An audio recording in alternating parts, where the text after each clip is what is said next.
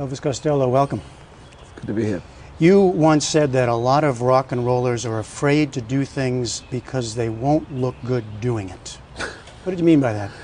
Well, I think it's a little dangerous to worry too much about the way you might appear to a small clique of people.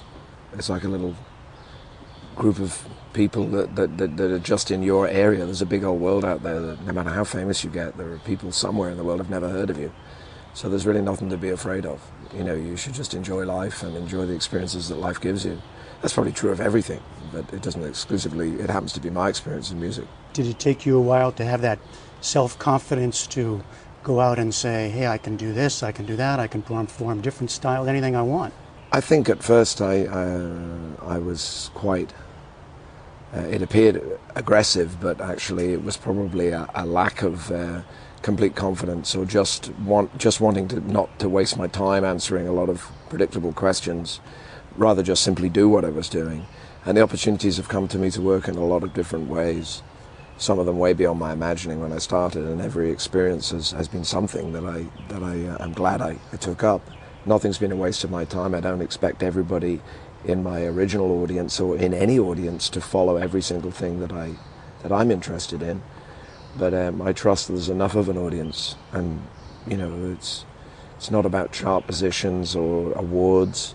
Those things come in addition to the work you do. There's an audience for whatever you can engage in, because lots of people in the world are curious. Well, what is it about then? It's not about those awards. It's not about. Well, if you're just making enough of a living to keep going, and after a while it accumulates to a bit more than that, I suppose. But that's really been what it's been about. I have a different sense of continuity, I think, than people who are very governed by record releases. They think in the old model, you know. I'm thinking a little bit more like a lifetime in music.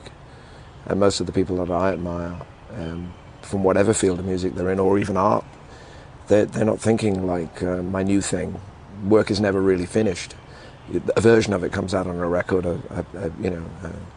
a play goes up and then it's revived and somebody does something different with it. Well, I get to do that every night. I get to go out there and sing the songs in a different way, sometimes different arrangements, sometimes the changes are very subtle, sometimes they're just my frame of mind, sometimes it's radically different instrumentation.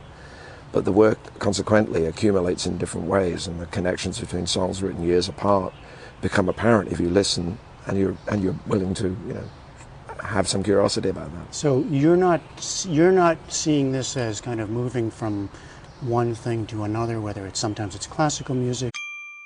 Sample complete. Ready to continue?